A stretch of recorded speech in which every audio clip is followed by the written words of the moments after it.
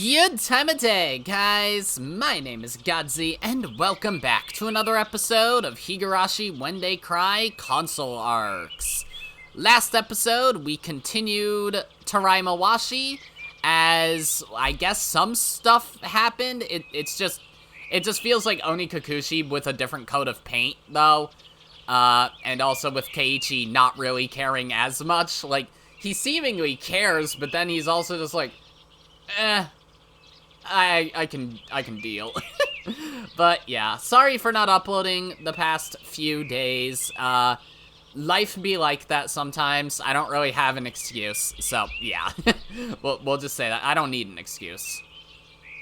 Anyways, on 2 episodes ago, I got a couple comments that enlightened me on a better order. 1, for how to approach these console arcs, and 2, some info on how the console version of the main story worked at first, both from the same person, so thank you, Fawful9992, for those comments. Thank you, and I'll just read out the order that they suggest, in case any other people watching want to weigh in with their order.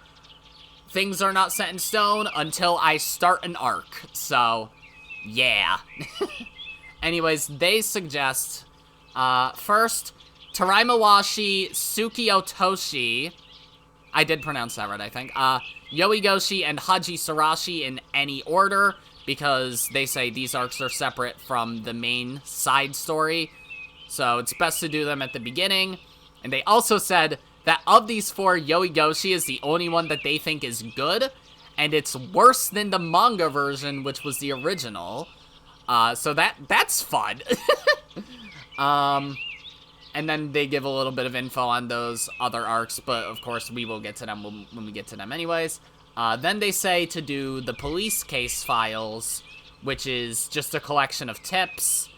That should be read after those first 4 arcs to avoid spoilers, but there aren't spoilers for the later arcs in them, so that confuses me why they're set up on that way on the flowchart then, but whatever, I will trust it. Not the flowchart. I brain fart. Anyways, then they say Somei Utsushi, Kageboshi, Toki Hogushi, and then Koto Hogushi, and then they say, despite what the game says, reading Miyotsukushi first will spoil this arc and also confuse you with references to characters you don't know. Cool. Again, I don't know why the flowchart would set it up that way then. But again, thank you. Then they said connecting fragments, and that the console arcs added new fragments to the section in Matsurebayashi, which when connected unlocks Miyotsukushi. Unfortunately, the actual puzzle wasn't ported over, but you can still read the scenes, and they said they'll provide a doc with the chronological order of the scenes when we get there. Then, a bit of a mess with Miyotsukushi, Omote, and Ura. They say to read part of Omote first. It's apparently very messy because of the different console ports, and they handled it differently in the PS2 port versus the DS port.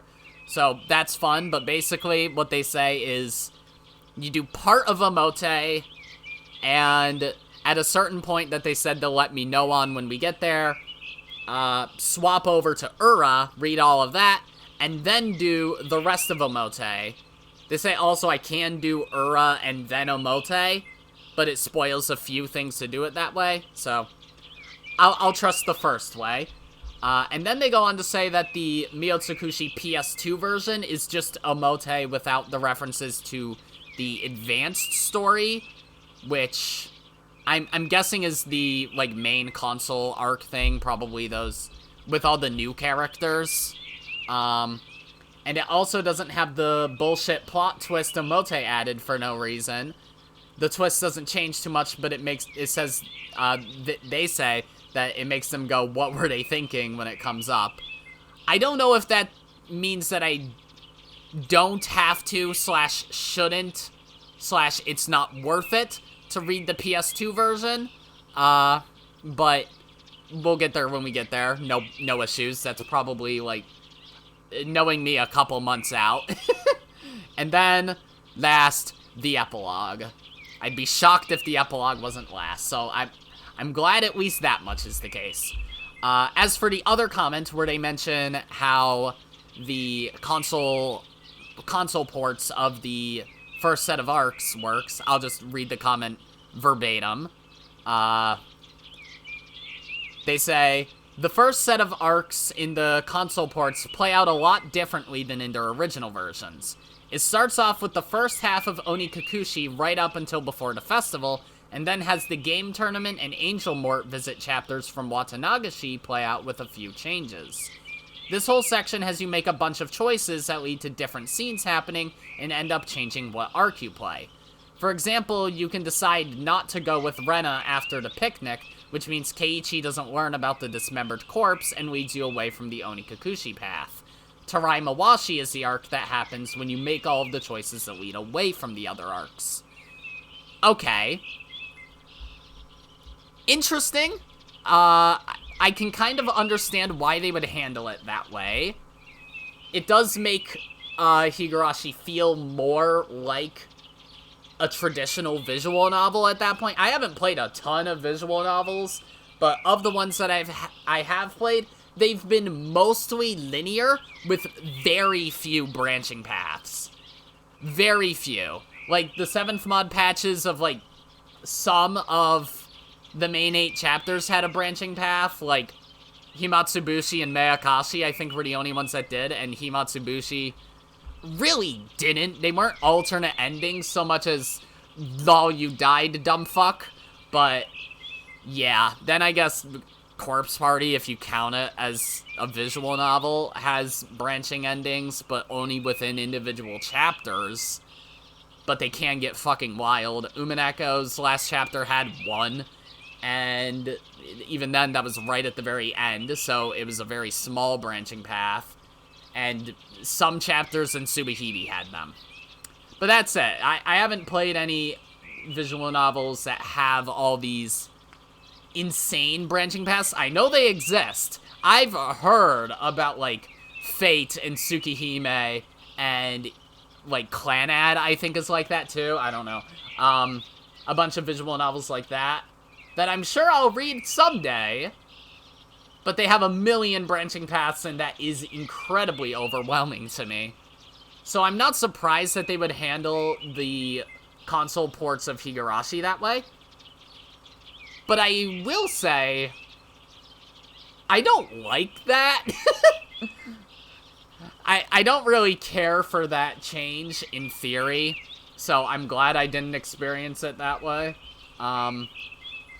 I don't know what the general consensus on that is, and plus, since the console ports were only released in Japan, to my knowledge, maybe a few other countries, but I think they were only written in Japanese and weren't localized to anywhere, so they probably were only just in Japan. That way, there's probably not much of a general consensus on them outside of Japan, but that does seem really silly, all things considered, because there are all these different scenes that set up the themes of the different chapters, and it's like, if you just always start with the first half of Onikakushi, then, like, you don't get the scene at the beginning of Tatari Goroshi where Satoko and Rika help Keiichi cook, right? Unless they somehow still shoehorn those in. But if every festival is the Onikakushi festival, then what? That just seems... I understand why they would do that, and thankfully you can only do that, really, with the first 3 arcs. But, I don't know. That seems silly. I do like, in theory, then, what Taraimawashi is supposed to be, but... I mean, until we see the payoff of how it ends, because it's gonna end poorly, obviously, then... yeah. I'm not sure how much how much it matters. But, whatever. Anyways, 10 minutes in. It's like going Sotsu are airing all over again. It is time to read. So let's go! The chirping birds made me feel at ease. Yeah, I've been listening to them for 10 minutes. It was a refreshing morning. It's been a while since I last woke up feeling this way. But the story Oishi-san told me about Mion quickly filled my head. It was so unexpected, so unbelievable. A side of Mion I didn't know. No, Mion's true face. The side of her from the past, when she organized radical activity on behalf of the damn opposition movement. The dark, powerful face of the true leader of the Sonozaki family. But beyond all that, Mion was my friend. I wanted to keep thinking that. I wonder if Mion feels the same way about me? That she was my friend from school? But that could very well just be her face on the surface. Maintaining her position as the head of the Sonozaki family should be her top priority. When I thought about it that way, nothing seemed out of place. On the contrary, it seemed only natural. The everyday act of going to school was starting to weigh heavily on me.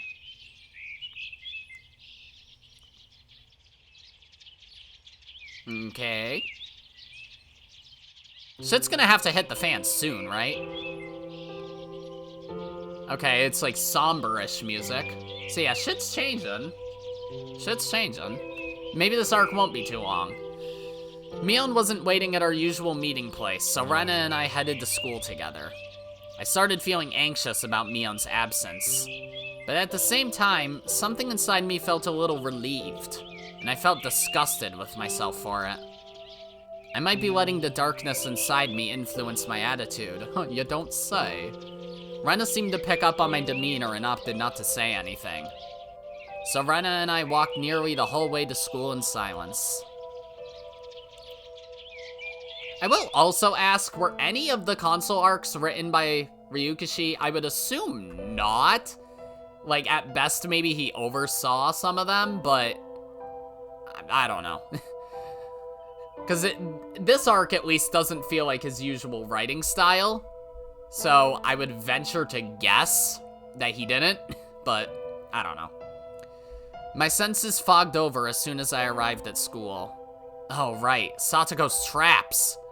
I welcomed the change of pace, so I threw the classroom door open without hesitation.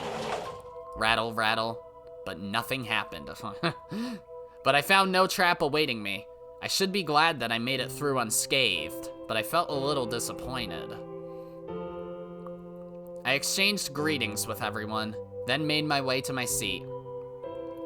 The ongoing conversations between my friends annoyed me somehow. Even though these were my friends, I put my head down and pretended to sleep. That way, I can get through this until the teacher arrives. I had a major lack of energy today. On a day like today, I'd be forgiven even if I really did fall asleep. But just then... Good morning, everyone! It was Mion, arriving at school a bit late. I guess her cold healed up. Though I was relieved to see her in good health, the story Oishi-san told me yesterday immediately came back to me. Did she even have a cold at all? I continued pretending to sleep when Mion came over, in an effort to avoid talking to her this morning. On the other hand, if I don't talk to her now, it'll be that much harder to talk to her later. I was bothered by the contradiction between those two ideals. As a result, I did my best to keep sleeping until the teacher arrived. Keiichi, the teacher is coming. As soon as I heard Rika-chan's voice, I quickly raised my head and tried to hide the thoughts running through my head. Then I thanked Rika-chan for the assist. Thanks, Rika-chan. I'm really sleepy today. But just as I was about to smile back at Rika-chan, I tensed up when I looked into her eyes. The glint in her eyes seemed to say, I know everything. See, so wouldn't that be in the question arcs then at that point? Wasn't it, like, pretty deliberate that she didn't look weird or have anything weird going on until Himatsubushi? Whatever. Good morning, Kei-chan. Oh, Mion. Morning. Why so glum? Not feeling well? Not really. It's nothing. Is that so? After that brief greeting, Mion returned to her seat. I felt a little relieved. I wasn't confident in my ability to speak to Mion right now. No, it was clear from the moment I thought that I lacked the ability to talk to Mion that something was wrong with me. Mion isn't a bad person. If someone was targeting me, oh my god, it's this fucking sound effect again.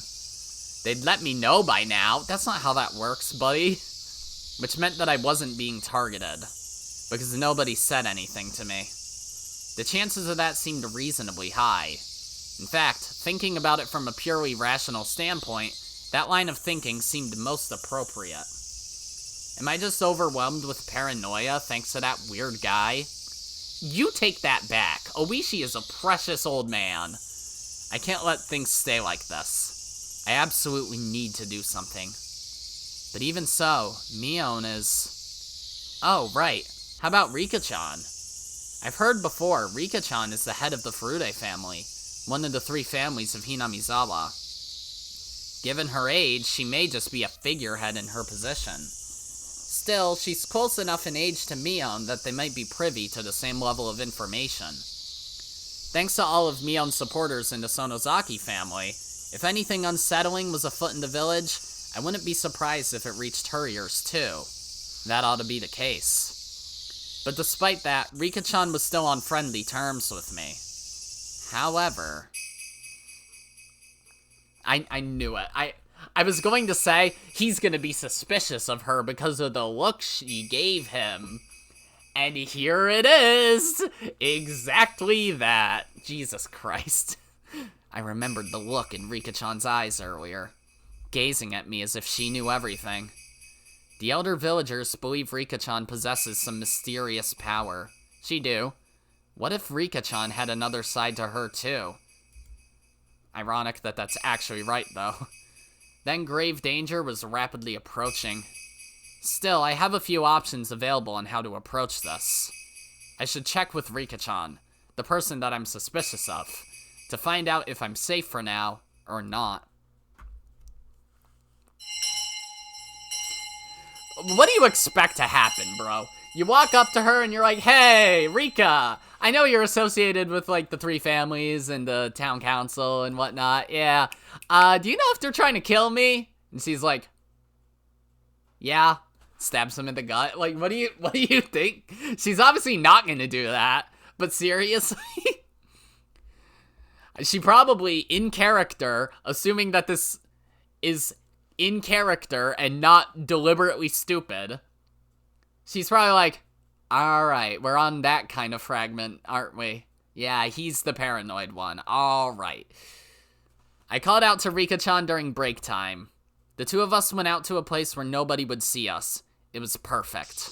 And then I shoved her in the outhouse. Rika-chan kept watching me with a curious look on her face. And then I bonked her on the head with a wooden plank. Seeing that look on her face made me feel a little more relaxed. I'm sorry. Look on her face. Write that twice. Write that twice in 2 sentences. Let's repeat sentences. And then I shoved her in the fucking toilet. And then I shoved her in the fucking toilet. And that's not how you're supposed to use repetition. Seeing that look on her face made me feel a little more relaxed. This was the usual Rika-chan. Did you need something, Keiichi? Rika-chan. Well... I see. Is this perhaps a sudden confession of love? No, it's not like that. That's too bad. Anyway, what is this about?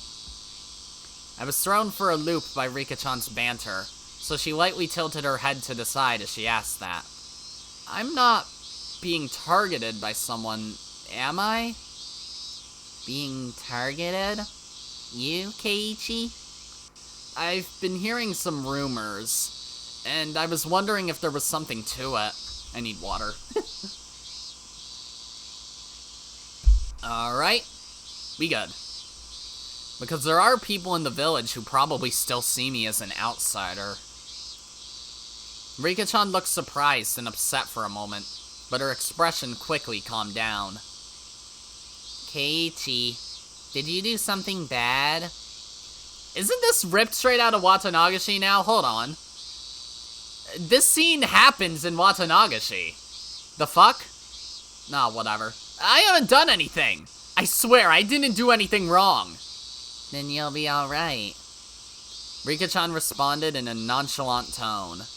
Was she angry? Or was she exasperated? Is that so? If you've done nothing wrong, then you shouldn't have to worry about something happening to you, right? Yeah. Then that's good, but... You're awfully persistent, Keiichi. Rika-chan clearly wanted to bring our conversation to a close. Am I just being a hassle? Or was it a mistake to discuss this with Rika-chan? If it was the latter, it meant I had just made a dangerous move. What should I do? What should I do? What should I do? That's not how you... At least have different punctuation. Keiichi, are you listening to me? Yeah, I'm listening, I am. Seems like she was calling out to me for a while. They say that Rika-chan possesses some mysterious divine power, which we already said 5 minutes ago. If that's true, maybe she can even read my thoughts. What should I do? What should I do? What should I do? What should I do? What should I do? I'll say it again. What should I do? What should I do? What should I do? What should I do? Yeah, true. What should I do? What should I do? What should I do? Keiichi, your name has never come up during the village conferences. Is that so? So you have nothing to worry about. Is that sufficient? Thank you. Thanks to you, I feel relieved. Rika Furude told me I was safe, as the head of the Furude family and a member of the 3 families. If that's true, I should definitely be safe. However, something about Rika-chan still seemed unusual. Her words seemed sharper than usual, and more cold. Then Rika-chan seized the opportunity and spoke up in a terribly sullen voice. What had you so frightened in the first place, Keiichi? You're getting all worked up and getting the dogs mad for no reason. Woof, woof, woof. That sounded like the usual Rika-chan.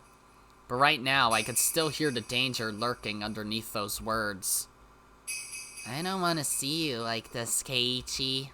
So, farewell. In the end, I couldn't say anything.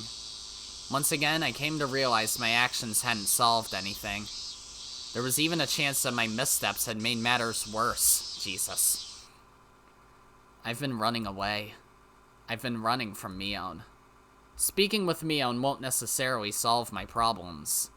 In the worst case scenario, it could put me in even more danger. But it can't be helped. I need to talk to Mion directly. Okay. So, Mion, see, yeah, there was this cop that told me that you're kind of evil. Just throws a notebook at him. Don't listen to that fucking guy, he's an ass. School had just let out. Mion needed to get to her part-time job, so she left the classroom on her own. I was a bit nervous, thinking about approaching her one-on-one. But given what we needed to discuss, it seemed ideal. So I chased after Mion. Is it gonna happen on the hill outside? Hey, Mion! Kei-chan, what's up? Mion responded exactly like usual. She turned back and our eyes met. I realized it had been a long time since we faced one another like this. I wonder if Mion feels the same way. Well, I was thinking we could walk home together. Wow, it's been a long time since you've been the one to suggest that, Kei-chan. I suppose. Okay, so we're not getting another ripped out of Watanagashi scene. The chorus of the Higurashi rang out as we walked down the usual path, side by side, for the first time in ages. However, Mion looked different from usual.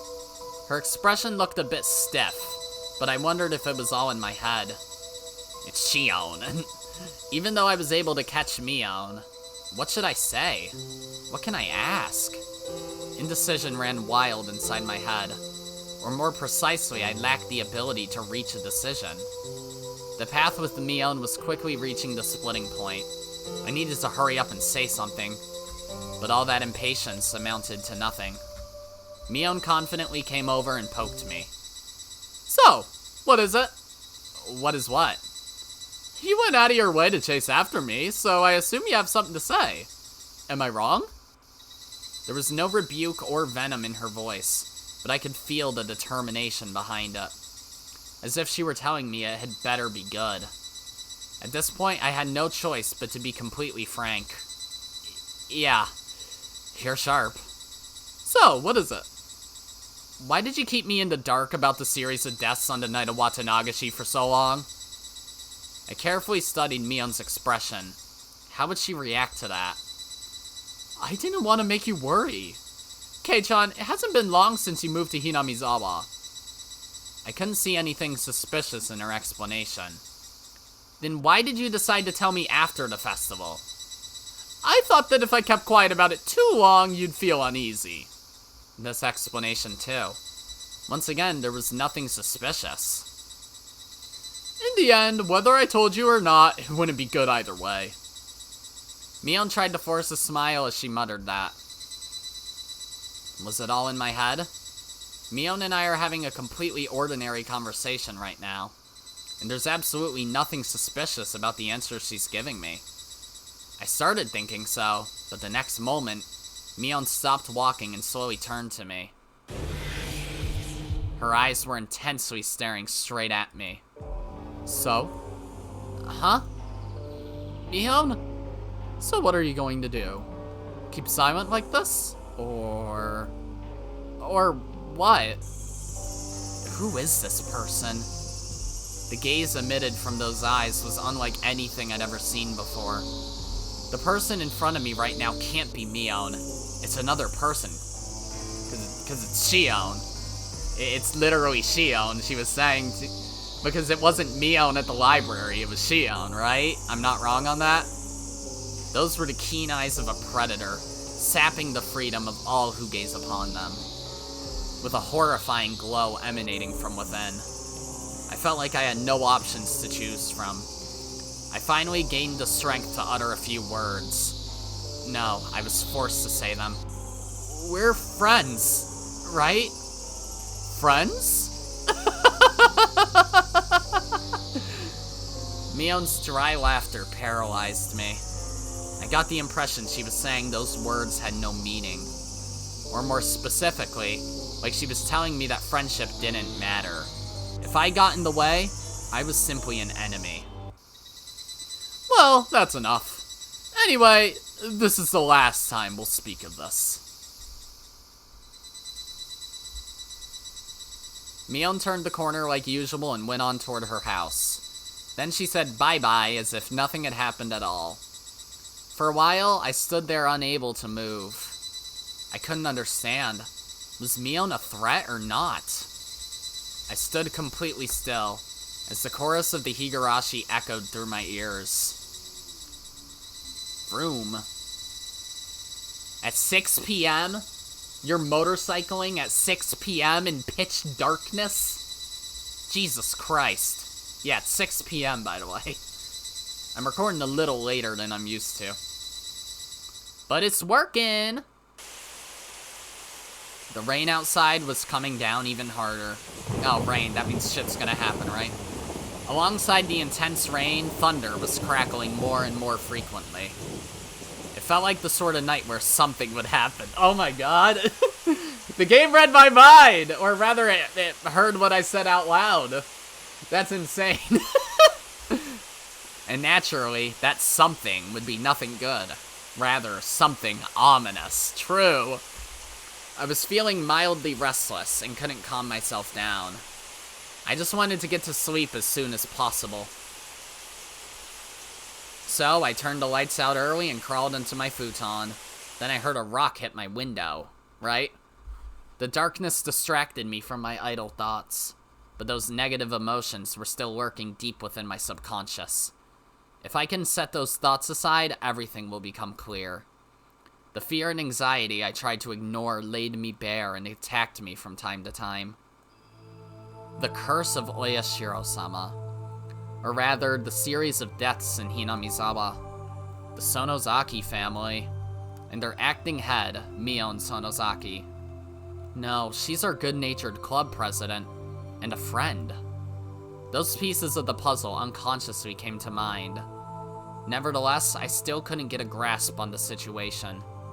What on earth is happening? Have I already gotten myself involved?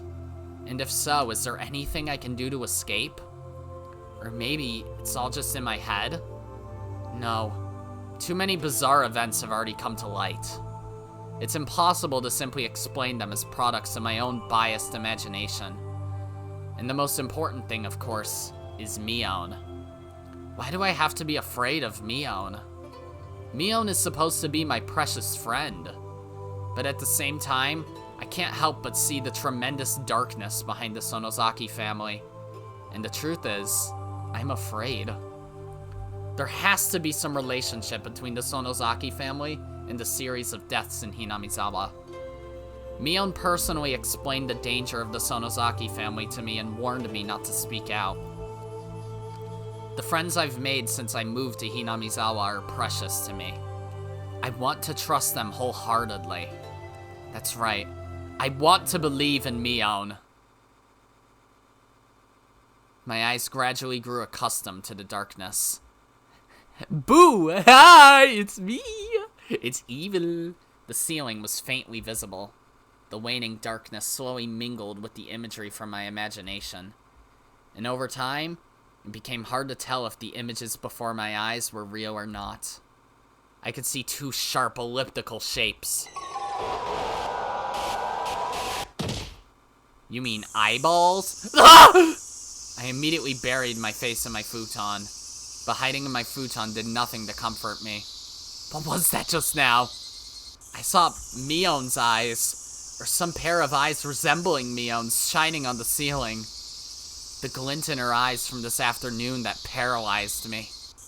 That wasn't Mion. Those predatory eyes had to belong to someone else. What the hell did I see just now? An illusion born from my own fear? Knock. Knock. Knock. I heard a sound, so I listened carefully to identify its source. Knock. I rolled out of my futon and quickly surveyed my surroundings. I was alone in the room, but I braced myself anyway. Both of my fists were trembling nonstop. Then, the next moment, I heard a tap on the door. Knock, knock. Keiichi! Telephone, you've got a call. What? Mom? Okay, coming! Once I answered, Mom opened the door. All the strength in my body released at once. I've been calling you for a long time. The phone call was from a bookstore. Oh, it's Oshi. Huh? A bookstore? The caller said it was urgent. So hurry up, don't keep them waiting. A bookstore? I don't remember giving them my number. Though I felt a bit uneasy, I decided to head downstairs for the time being and pick up the phone. I'm sorry for calling so late at night. This is Oishi from the Okinomiya bookstore. I recognize that voice. Oishi-san? Oishi-san? You mean Detective Oishi-san? Sorry about that. When your mother answered, I told her I was from a bookstore. People tend to get worked up when they receive a call from the police. Oishi-san seemed to be taking extra precautions. So I switched to the cordless receiver and ran back upstairs to my room. Sorry for calling so late, which I already said. It's okay. So, did something happen? Yes, well, it's about what we discussed earlier. Rather on a literally different day. So I don't know why it says earlier. The truth is, Shion Sonozaki has gone missing. Shion? I squeezed the receiver in a panic. Interesting. You said Shion has gone missing? That's right. And to top it off, she's been gone for a few days. So yeah, that was Shion then. So no, he means Mion's gone missing. What is this, some Onikakushi Watanagashi mixture? I guess? Why, though? She apparently hasn't been seen for several days. More precisely, since the night I met Mion at the library. Maebara-san, do you know something? Was there a chance that Mion had Shion eliminated? I nearly uttered something in my panic, but I quickly covered my mouth with my hand. I recalled the hawkish look in Mion's eyes from earlier. I can never tell anyone what Mion told me. No, I haven't heard anything. You really haven't heard anything? Oishi-san's low voice echoed through the receiver, like he was threatening me. Yes, really. The day Shion Sonozaki disappeared, according to my intel, she was seen together with you, right, Maebara-san? I don't know about that. Shion goes to a different school from Mion and I, so I don't have many opportunities to see her. That's just the game being like, yeah, the person at the bookstore was Shion. Are you sure it wasn't someone else? Is that so?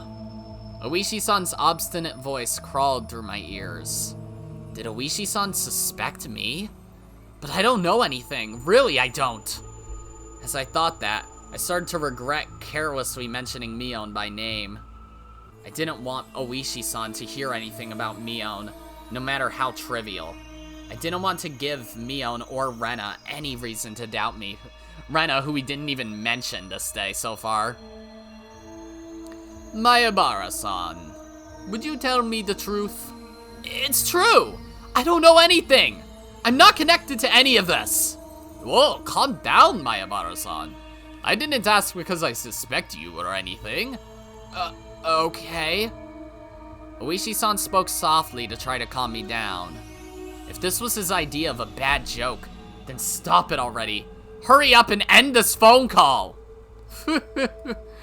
Making outbursts like that tends to make you sound more suspicious, you know that. I'm sorry!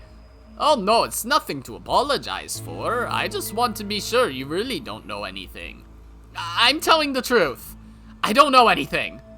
I don't know anything.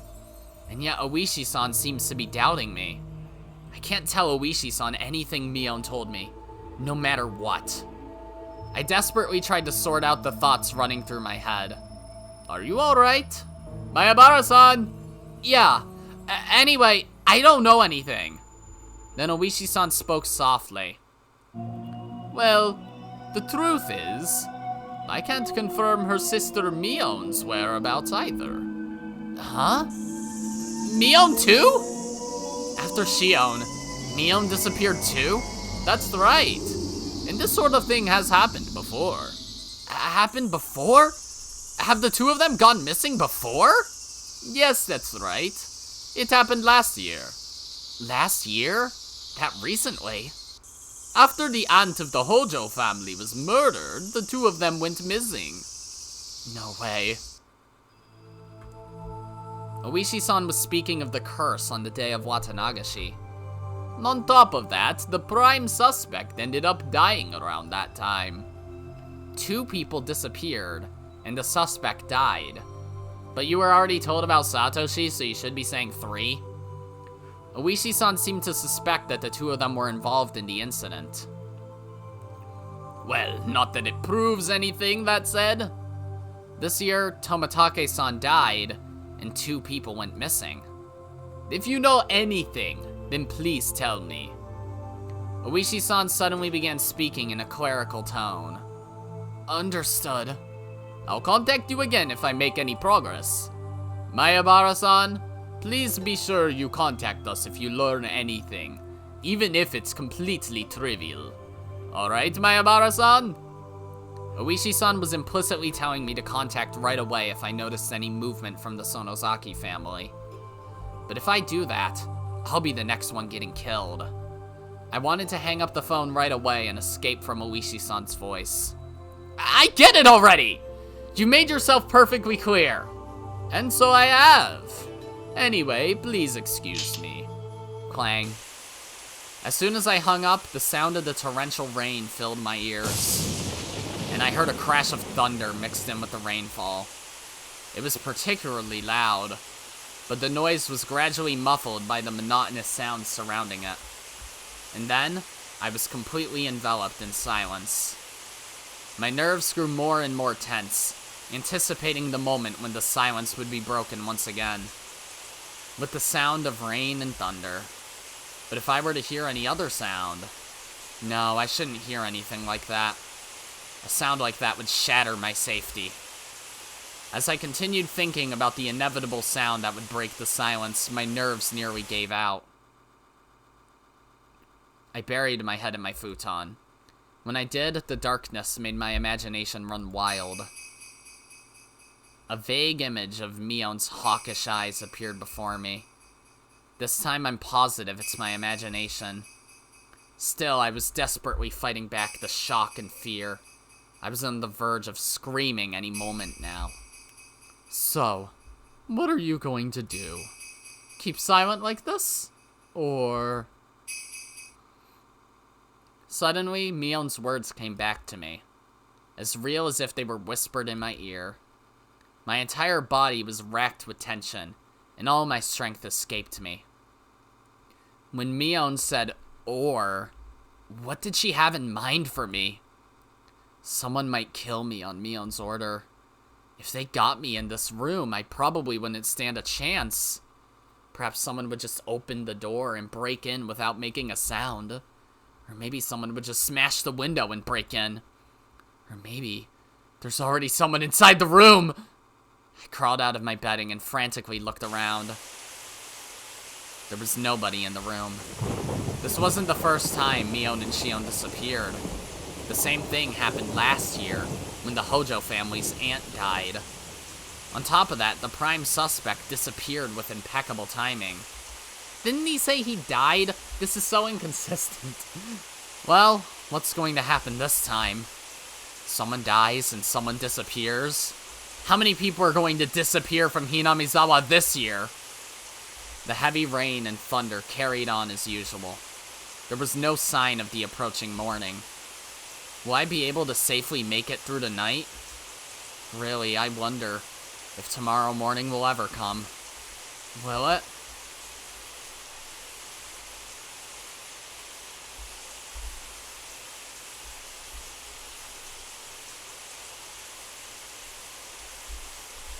And then tomorrow morning came.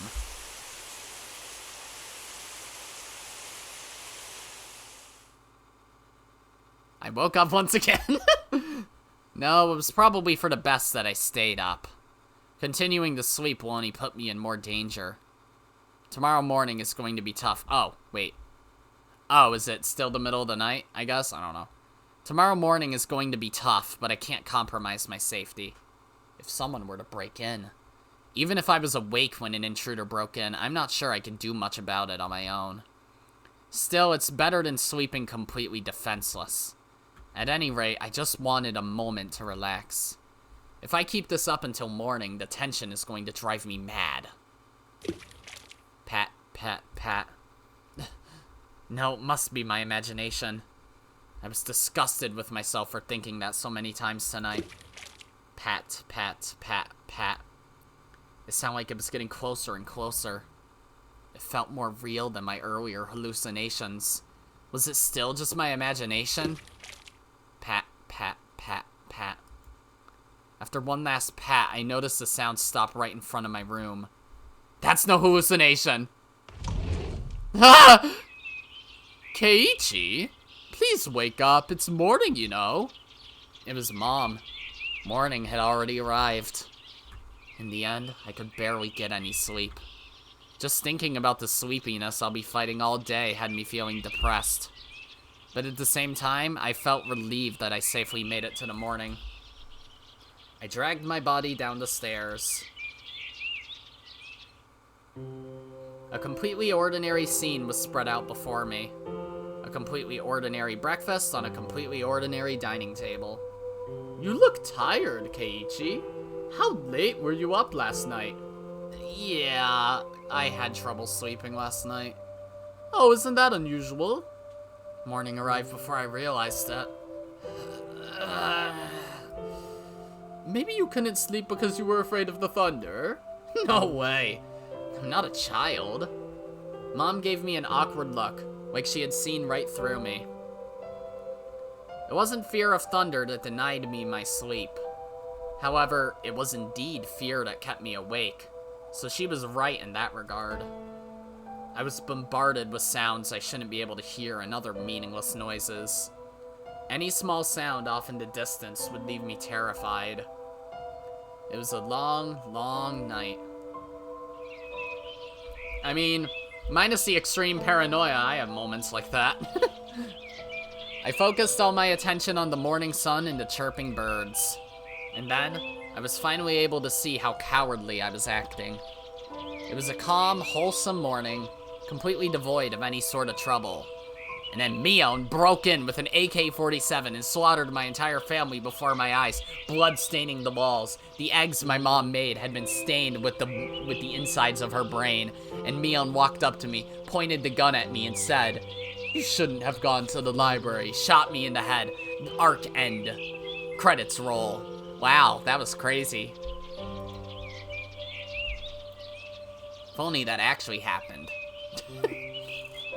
At least a batshit plot twist like that would be a little more interesting than Onikakushi 2.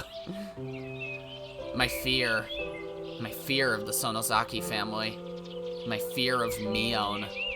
The dark side of the Sonozaki family that I had heard about. It was unmistakably Mion Sonozaki who told me all about it. Personally. Was it a warning? Or was it intimidation? I took it both ways. However, nothing has happened since then. My everyday life was going on like usual. So, is there really any reason for me to be afraid of Mion? As of this morning, there's been no change in my everyday life. That's basically the same sentence. Maybe I'm overthinking it. Keiichi-kun, good morning. Why did I not exist yesterday? Oh, good morning, Rena.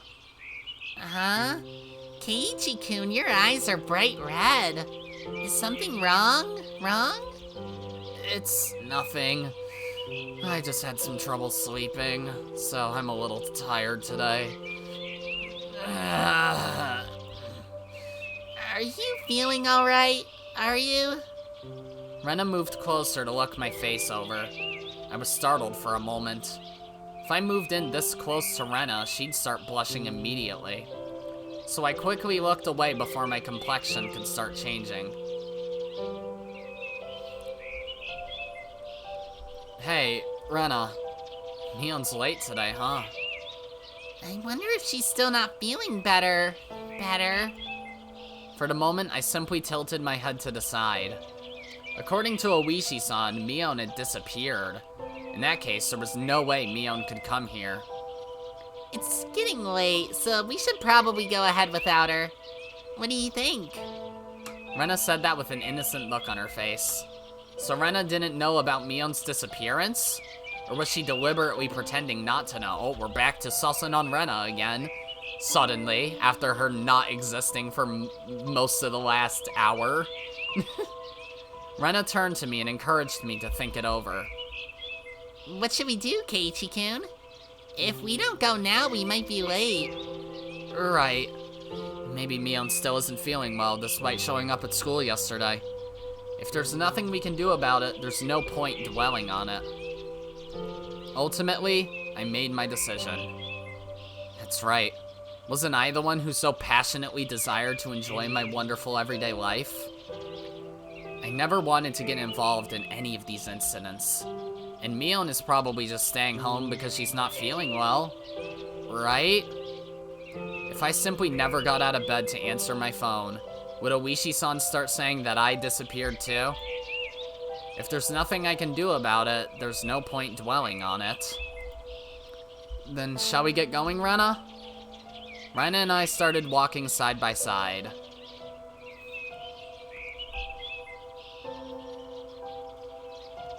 As I walked to school with Rena, all the sights along the way looked just the same as always. I felt like a person recovering from an illness walking outside for the first time in a while.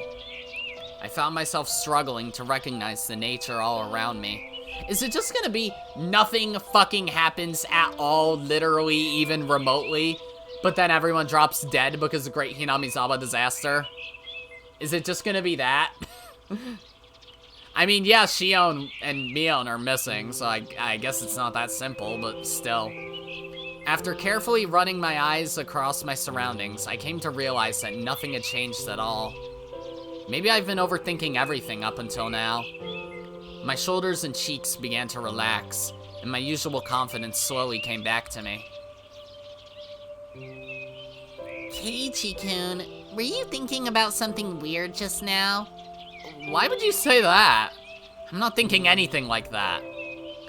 Keiichi-kun, you look so embarrassed. I don't believe you. I don't believe you. I'm not embarrassed. There's no reason to think that. But you've been making scary faces for a long time now, and you just suddenly started to smile? Sheesh. Of all the things for Rena to say. Still, was I really making those scary faces that Rena mentioned?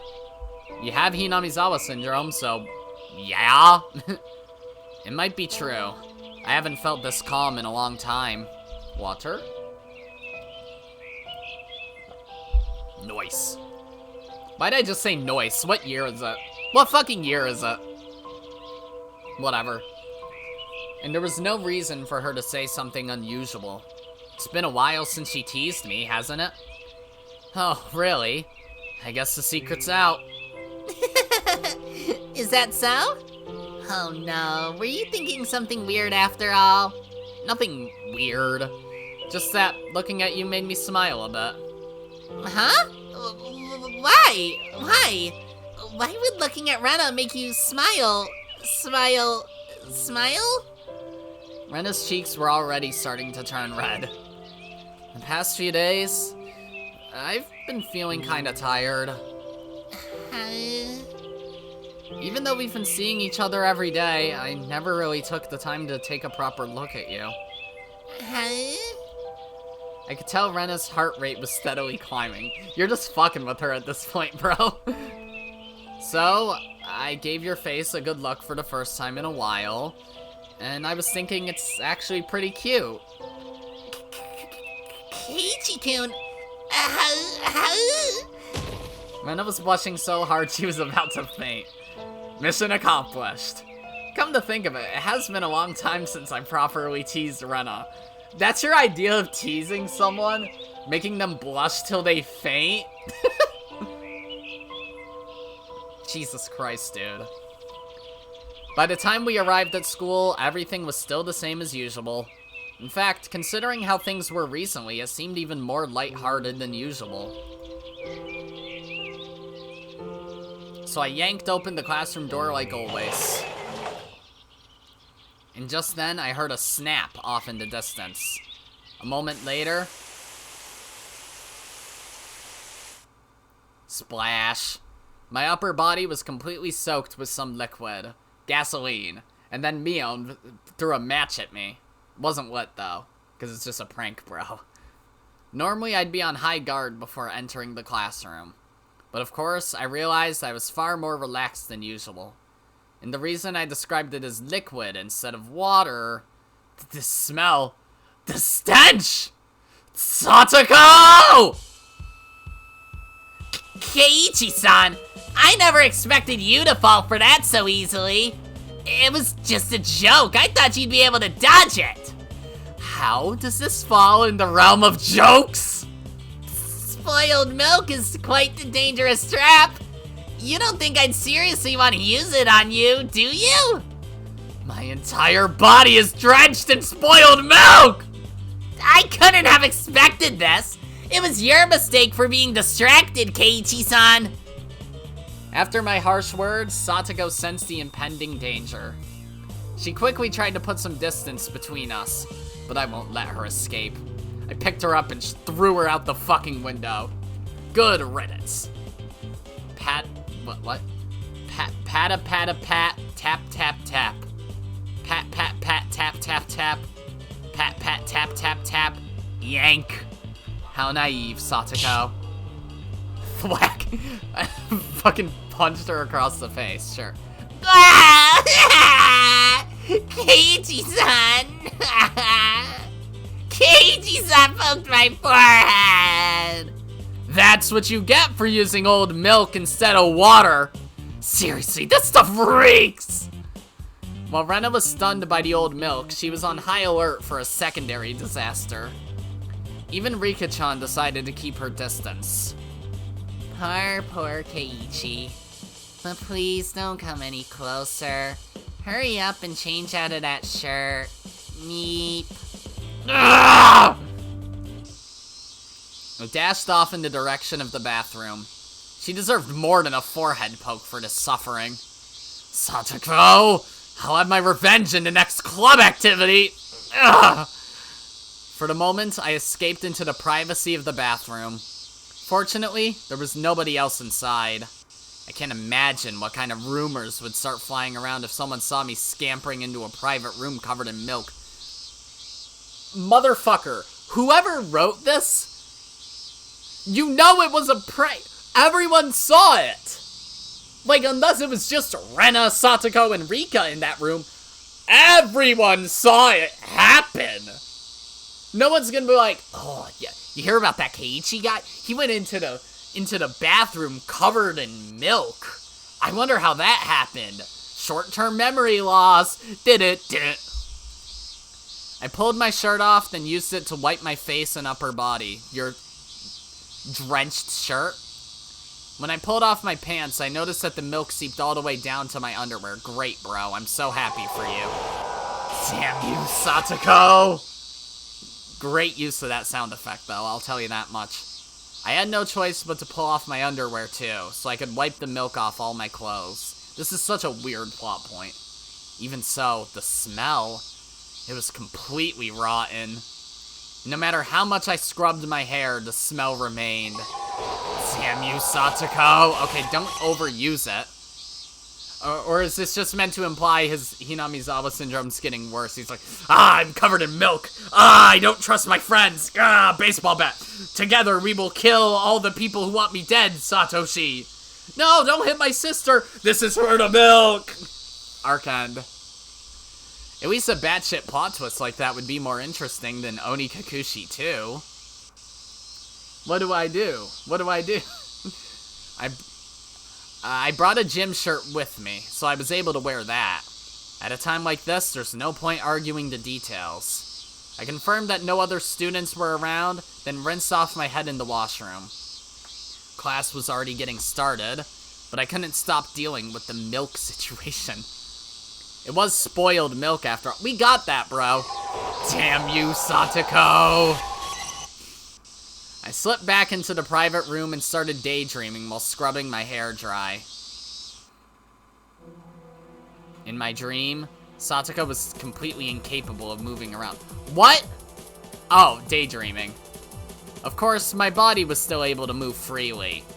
And in my hands, I held a pot full of long-since expired milk, emanating an intense stench. I had absolute authority in the matter. How would Satoko react in that situation? Like usual, she'd probably use all her strength to make the best of the situation. Satoko wouldn't break her rebellious posture even for an instant.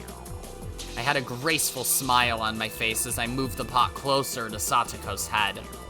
And then, I'll show no mercy as I bathe her in it! In my daydream, I got my revenge on Satoko. Your relief will be short-lived, Satoko. My hair was finally drying up, so it was probably about time to head back. As I entered the classroom, the lesson was already more than halfway done.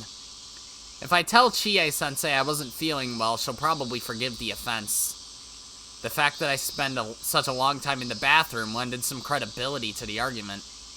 I took a quick glance toward Mion's seat, but she still wasn't here. Rena explained to me after class, Mion had apparently contacted Chie-sensei to call in sick. So she's not missing? So why would Oishi lie about that? Rena seemed genuinely concerned about Mion's health, because they're friends. So Rena clearly believed the story about her absence, because they're friends. Maybe I've just been overthinking everything these days after all. You said that earlier.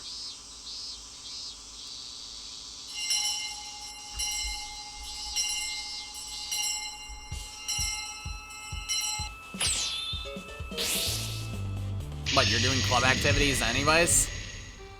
At today's club activity, I earned my first major victory in a long time. Of course, my strategy from start to finish was to take down Satoko. Payback for the spoiled milk. And thanks to that strong motivation, I came out victorious today. I completely denied the others an opportunity to follow up. I had so much fun. And I laughed from the bottom of my heart, spending time with my wonderful friends. Isn't this great? No, to me this is the most important thing of all. Let's cherish our time together. Let's cherish every day we get to spend together as friends. That night, everyone started coughing and dying and keeled over dead, dead, dead, dead, dead, everyone dead. Another chapter split, damn. I don't know how much is left of the arc. I feel like this is the point where they, you know, they pull the rug out from under you and it's like, oh, you thought the spoiled milk scene was so funny, right? Well, here's Shion and she's stabbing everybody. Tokyo, at the end of the Showa era and the dawn of Heisei. Goods, information, and even people have been continuing to modernize at an incredible rate. Even though the news swept all across Japan at the time, hardly anyone remembers a story from a rural town 10 years later. I'm sorry! But there was still a man pursuing the past everyone else had forgotten. Oishi stepped into this land for the first time in a while. These days, Oishi was suffering remarkable physical decline. Why'd we have a time skip? I was right. Literally nothing happened, and then Great Hinamizawa disaster. Sick. Moving his body, even for a short time, put a strain on his body that he had to endure. I guess we're almost done, then. Jesus. But he did pick up dancing after retirement, and was still at it. Yes, disco, baby. Crowdo Oishi hitting the floor. Breakdance, motherfucker. Spin on my head like a top. He quit mahjong, I guess. The silver gray dancing style has gained a lot of traction recently for not relying heavily on physical fitness. Oishi looked around as he entered the lobby, searching for the man he intended to meet. Isn't this something that was in another chapter? This feels so familiar. This is just straight out of Himatsubushi. What happened? The airport interior looked larger and cleaner than how Oishi remembered it. He looked left and right, up and down, but none of it looked familiar. Once he started feeling a bit uneasy, he heard a familiar voice calling out to him. Yeah. Oishi-san? Oishi-san! But this is from Oishi's perspective, so this is at least different. Akasaka-san! A man named Akasaka was waving at Oishi. So wait, why the fuck is this in Taraimawashi? Huh? Why do you spoil Akasaka's existence here? He's introduced in Himatsubushi. You can conceivably get this ending before any of the other three? Why? What the whatever. A man named Akasaka was waving at Oishi. He was a tall, plainclothes police investigator, and a bit too old to be called a young man. Nice to see you. It's been a long time. And I was just starting to get lost. How many years has it been? Oishi vigorously slapped Akasaka on the shoulder, delighted to see him again. Whoa, you haven't missed a day of training, have you? Those are some nice muscles you've got there. I'm not as frail as I was in the old days. Akasaka sounded embarrassed as he said that. Then your face is looking more and more handsome, eh? Oh, really? There's no need for flattery. No, really. You've got the face of an investigator on active duty. You're looking pretty stylish yourself, Oishi-san. Still doing your ballroom dancing like usual? Well, despite my age, I'm still at it. I'm glad you found a nice hobby. Thanks to that, I'm rather popular. Maybe you should try it out sometime, Akasaka-san? Oh, no, I don't have the rhythm for that. Just do your best out there. That's all it takes to make people like you. After their brief reunion, the two men hopped in Akasaka's car and headed toward their destination.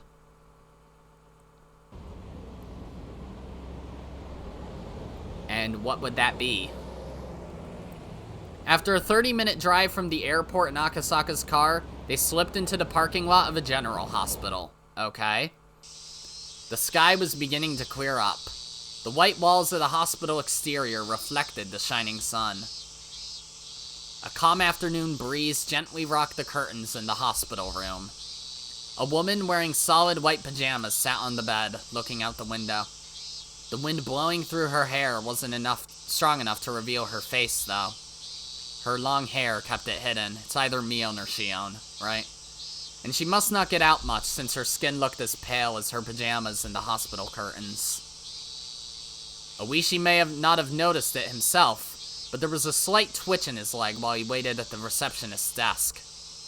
Oishi himself couldn't possibly put it into words, but the anticipation, the fear, and the other emotions he couldn't express any other way were being conveyed through the trembling in his body. Akasaka was standing next to him, feeling much the same way. Akasaka had to wipe away his sweat several times as he waited in the air-conditioned waiting room. In just a few minutes, a nurse approached the two of them. They both followed the nurse's lead without saying a word. Two men that seemed out of place in a hospital began feeling even more out of place as they stepped inside the private hospital room. A retired detective and an active Metropolitan Police investigator. The name of the patient in the hospital room was Mion Sonozaki. I knew it. Oh, hi. Mion was a survivor of the disaster that struck Hinamizawa Village 10 years ago. By a stroke of luck, she was found locked in the basement of the Sonozaki family home. Yep, okay, yeah. So Shion did kidnap her and put her in the basement and masqueraded as her probably ever since the library. Because that's how she had the phone. Right, okay. Weird. I mean, sure. So yeah, I was right. It was like an Onikakushi-Watanagashi combination, but Keiichi eventually gave up on paranoia until everyone died. Unfortunately, Mion Sonozaki took a heavy blow to the head from Shion. As a result, she lost all memory of the events immediately before and after her confinement. Sonozaki-san, you have another visitor. There was no reaction, as if she didn't hear anything at all. However, there was nothing wrong with her hearing. No matter how many times you come, the response is always the same, detective. The nurse sounded disappointed as she told the two men the patient was reacting like usual. The two men had already been briefed on Mion Sonozaki's condition when they were inquired with the hospital about it earlier. The hospital had explicitly told them there's no point in coming here. This detective retired without ever finding the answer to the series of murders alleged to be the curse of Oyashiro-sama that afflicted Hinamizawa 10 years ago. And this Metropolitan Police investigator was involved in one of these incidents while visiting Hinamizawa 15 years ago. Even after the statute of limitations on the case expired, the two of them couldn't stop visiting Mion Sonozaki. It happened 10 years ago, in Hinamizawa Village, as you already said, near the end of June 1983. Volcanic gas emerged from Onigafuchi Swamp and smothered Hinamizawa Village. The catastrophe struck in the middle of the night and annihilated the entire village overnight.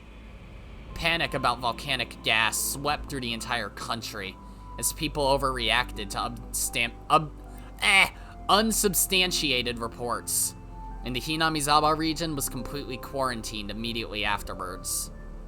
The series of mysterious deaths in Hinamizawa, the curse of Oyashiro-sama, ended with an unprecedented catastrophe. All entry into Hinamizawa was strictly forbidden after the disaster, and naturally that included Oishi and Akasaka. The curtain was forcibly closed on the case they were investigating. The catastrophe claimed the lives of over 1,200 people, and over 20 more are still missing. And there was a single survivor.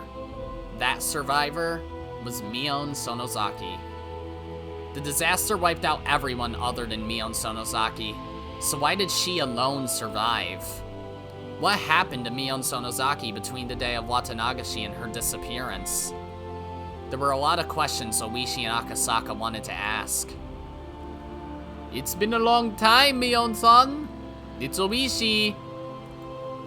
Do you remember me? Look closely. I'm the detective from Okinomiya who always gave the Sonozaki family a hard time. Sonozaki-san, I realize it must be painful, but you're the only person I can talk to. Sonozaki-san! You're the only person left with any connection to Hinamizawa. Mion said nothing in response, but her body did move faintly when he said the word Hinamizawa. Then, she slowly turned her body away from the window and towards the room. Her movement was awkward, like an electric doll that was suddenly turned on. And then, her unfocused eyes pointed toward the two men. Her face was difficult to make out thanks to her long, flowing hair. But between the strands of her hair, it was possible to see the blank look in her eyes. As everyone in the area impatiently waited for Mion to say something, she reached out and grabbed something by her bedside. A deck of playing cards. The nurse's shoulders immediately began to droop as if she'd realized something. Unable to comprehend the situation, Oishi and Akasaka turned to face one another. Is everyone ready? Shall we start? Mion definitely said that as she peered around with the vacant look in her eyes. Mion definitely said everyone. The only people here right now were Oishi, Akasaka, and the nurse. However, it was quite obvious that she wasn't referring to the people in the room when she said everyone. Oh, I see ya. The everyone that Mion was speaking to were nowhere to be seen. Mion started skillfully shuffling the cards. Her hands looked completely relaxed as they moved. Swish, swish, swish. She began dealing out the cards she had shuffled on the bed. Of course, nobody was there to receive these piles of cards. Mion began talking to the invisible everyone while continuing to play cards. Oishi was able to make out several familiar names. Oishi-san, what is this? Oishi closed his eyes and listened to Mion's voice. It seems that time has come completely to a halt for Mion Sonozaki since the incident. She's been like this since the incident. Then her memory is... Akasaka's shoulders drooped and he tightly clenched his fists. Mion simply continued playing cards. To anyone who saw her, she would appear to only be a high school student. Mion's internal clock had truly stopped. Damn it!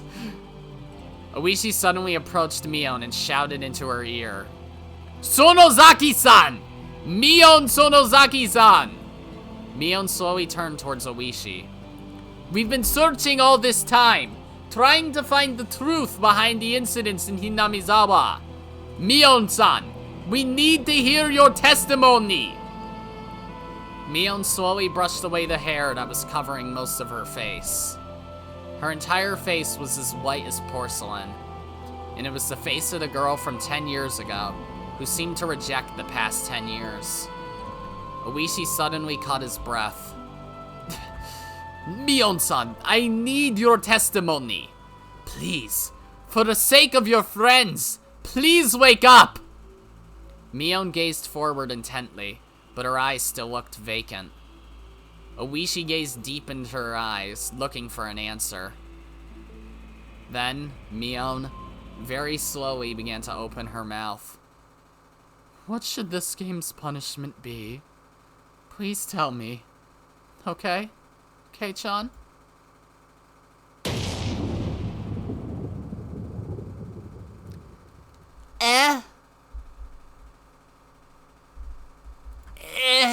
Oh, great tips.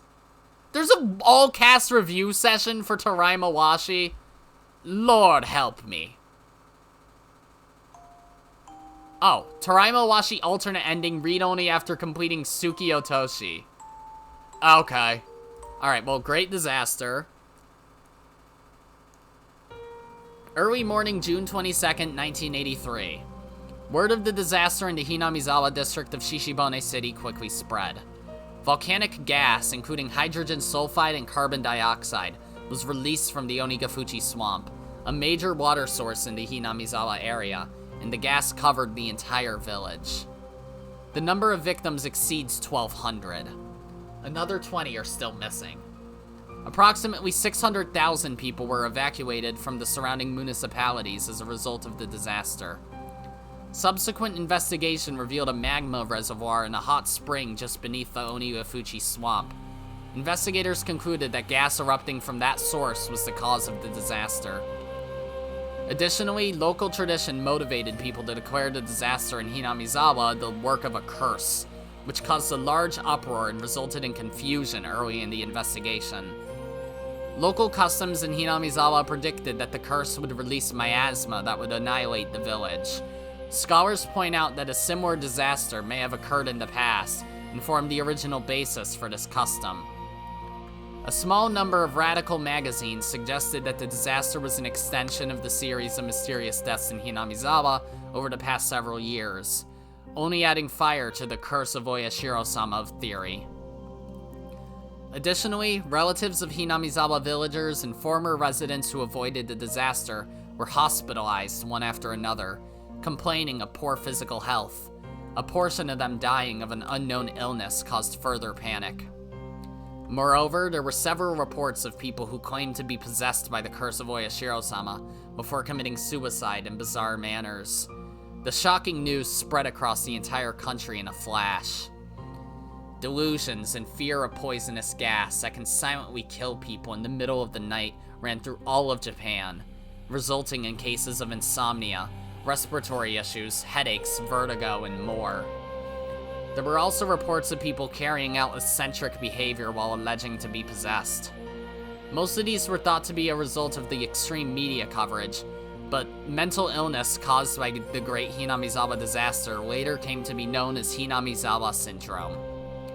The Hinamizawa district that all these rumors originated from is currently blockaded, and flying over the region is strictly prohibited.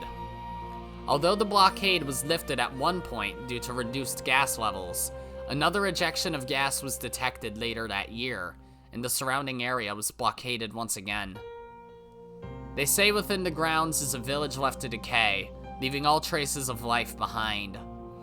The sole survivor is a female student who lived in Hinamizawa village, Mion Sonozaki-san. At the time of her rescue, she was in physical deterioration and a mental daze, symptoms of dehydration. Thanks to desperate paramedical activity, her life was spared.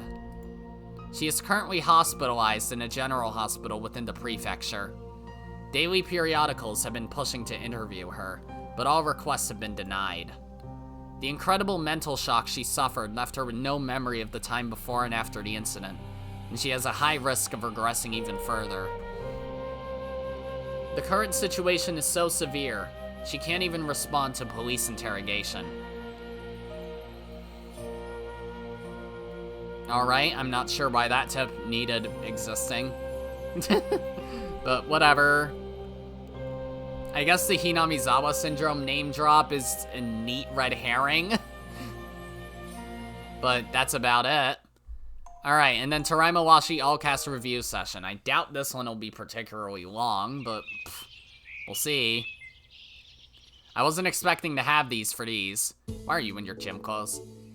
Okay, everyone who read Higurashi When They Cry, Taraimawashi, thank you for all your hard work. This is the very first arc that wasn't part of the original story. What did you think? Mid! I'd be very happy if you enjoyed this what-if scenario. What is there to enjoy? What was the deal with that abrupt ending that told us nothing about what happened? It's all gibberish. Yeah, really. Everyone died except me for some reason. But even though I survived, I was so shaken I couldn't even talk properly. Even I have no clue what happened. That's right. This time in Taraimawashi, we got the worst possible ending because of your effort to avoid unraveling the mystery. So it's sort of a story full of unexplained events, and all you learn is the result of the tragedy. Meep. I think it's an awful story for everyone to suddenly be killed by a major disaster. First off, how can the curse of Oyashiro-sama even cause a natural disaster? It can't have any connection to the series of death in Hinamizawa. That's certainly true. Ending the story with a bunch of unanswered mysteries is rather unsatisfying. Well, this is a mystery story, so mysteries are okay. But there haven't been any hints so far. It's impossible to reason it out without clues. We were exploring the mystery behind the serial murder cases, but now we've switched to a story about exploring the truth behind a village catastrophe. People who reached this route probably started getting angry and shouting, "What is this?" Absolutely. Plus, earlier on when we were exploring the mystery, wasn't everyone acting strange? Mion-san seemed really upset that Shion-san and Keiichi-san were getting along well. There was something odd about Rena-san too. She gave off an eerie atmosphere, like she was keeping tabs on Keiichi-san. But Keiichi was probably the one acting most abnormal. Yeah, I felt the same way. Kei-chan was acting like such a good-for-nothing, trying to cling to his peaceful everyday life. Honestly, it was pretty uncool. Yep. For example, Keiichi wouldn't normally refuse to go to the garbage dump with Rena.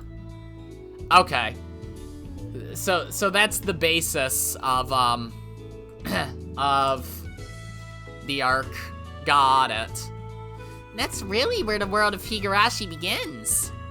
That effectively bypasses the turning point of the mystery. Of course, this only happened because we were going down the most passive route possible. It wasn't like him either to just stand by and watch when he saw how depressed I looked. I'm guessing that's a Taraimawashi choice. Keiichi-san is usually so much more involved and concerned about us, so he should have been okay with walking home together. So what you're saying is, this is the result of making out-of-character choices. Taraimawashi is all about running from a problem instead of solving it. Still, an important person necessary to unravel the mysteries of Higurashi made an appearance in Taraimawashi. The other detective named Akasaka-san, who showed up at the end with Oishi-san. Do you remember? How could I not? He didn't really feel like he fit in. Like he was the polar opposite of Oishi-san. Though he seemed well acquainted with Oishi-san.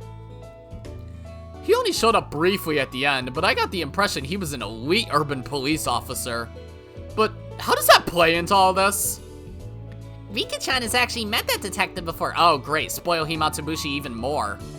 Haven't you, Rika-chan? That's right, Nipa. Wow, Rika? What kind of situation would get you involved with a detective? Our love story began in another metropolitan public safety case, Himatsubushi. You're even... Oh my god, this is so stupid. Detective Akasaka is actually the main character of that story. By the way, what is this Himatsubushi story about? It was during the very beginning of the series of Deaths in Hinamizawa that came to be known as Oyashiro-sama's Curse. This is so ass. What is the point of this? It's a story set 5 years ago during the Hinamizawa Dam Resistance Movement. I meet my soulmate during an incident that happens at that time. Soulmate? Rika, what is that supposed to mean? You'll just have to play to find out, Nipa. Huh? That's big info to suddenly drop on us. Out with it. Can't you tell us more? It's no fun if I just reveal it, even though I just fucking did. You're a bit involved in this one too, me. So look forward to it. Huh? Mi-chan's in this one too? Then what about Rena? And what about me? Both of you are sitting out this time, Nipa. What? Great. I'm so glad you spoiled so much of Himatsubushi for people reading this beforehand. Huh. Then is it because Kei-chan isn't the main character this time?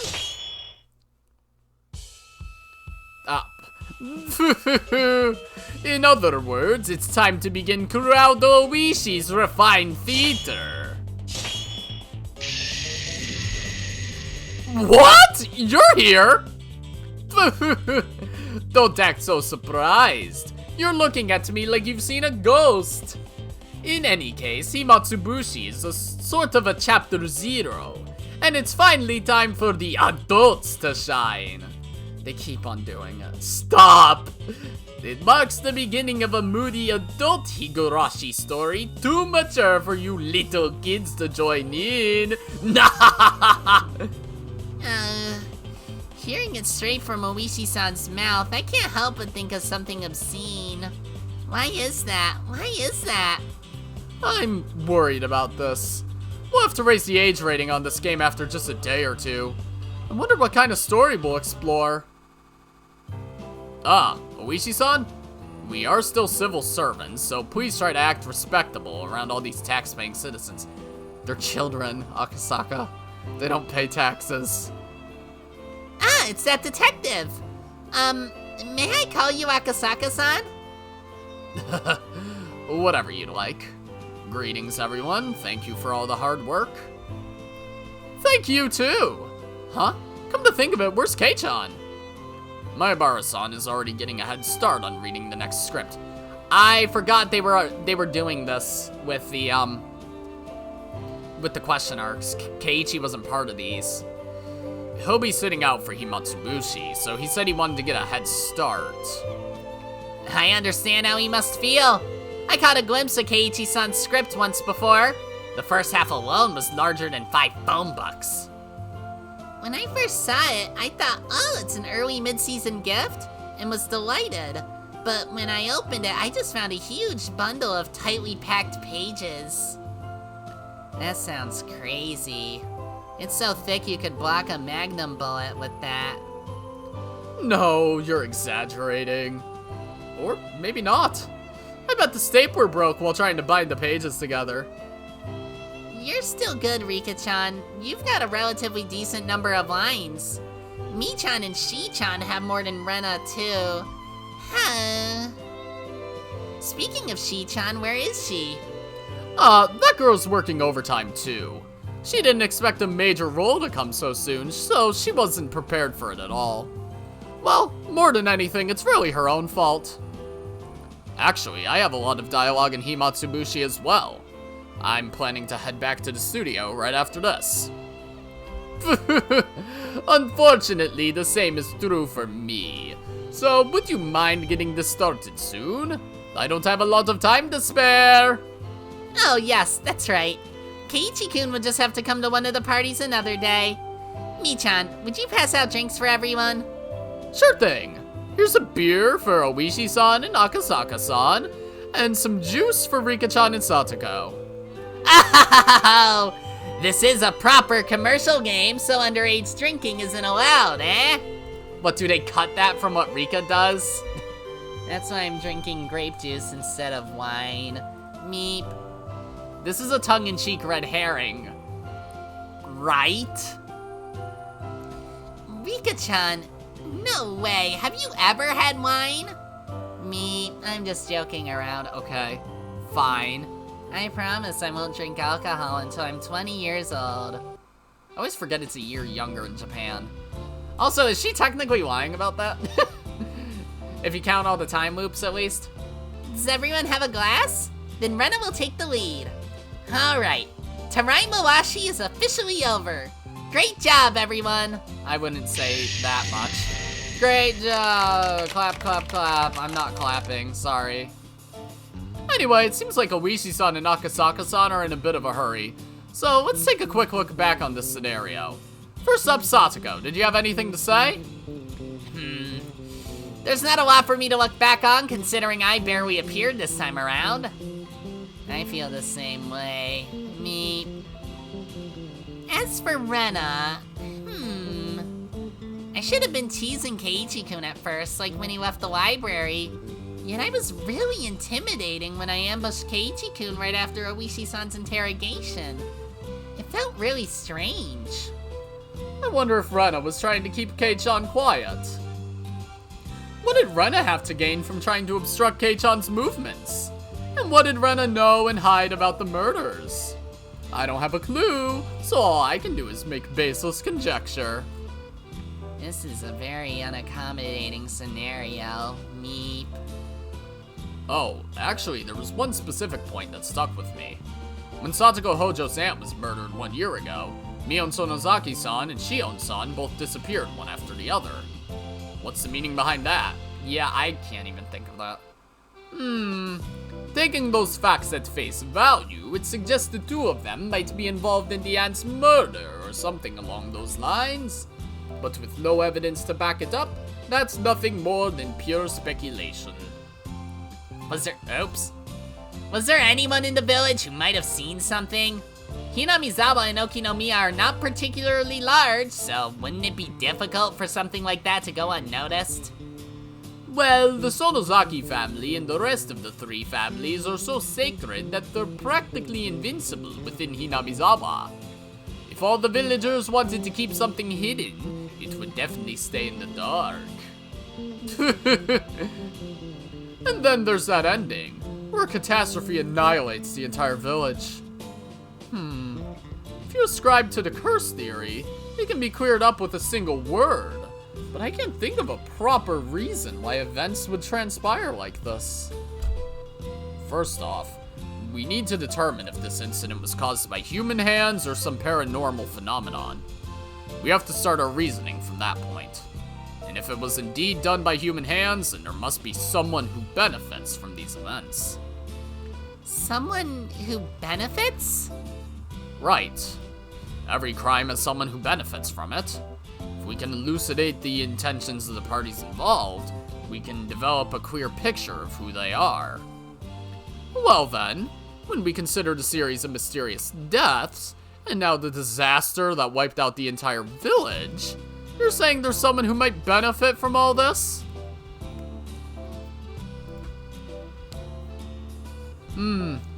To be honest, there are too many unknown details behind these incidents, and we lack the evidence necessary to make a decision. To that end, it's necessary to examine how all these incidents began 5 years ago, the Dam Resistance movement. Perhaps if we start our reasoning there, we won't miss anything? That's right. At this point, there's no arguing otherwise. I think we need to gather more information about these various incidents. There could be other important hints hidden in the other scenarios. That's true. Then let's leave Oishi-san and Akasaka-san to handle Himatsubushi and carefully think things over as we read along. Alright then, please enjoy yourself as you continue reading Higurashi When They Cry.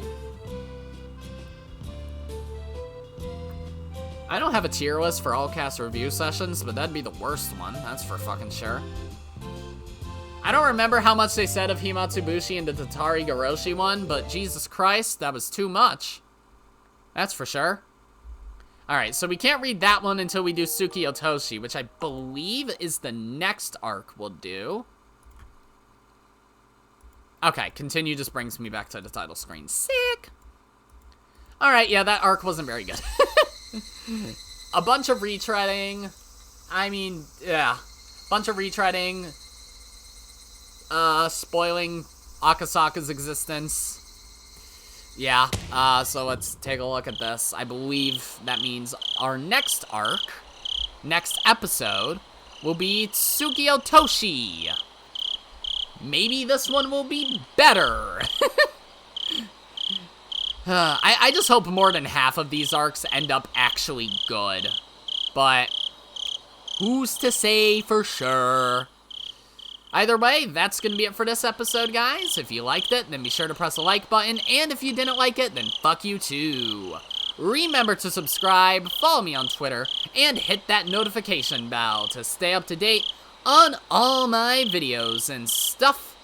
And as always, my name is Godzi, and I will see you all next time. Goodbye!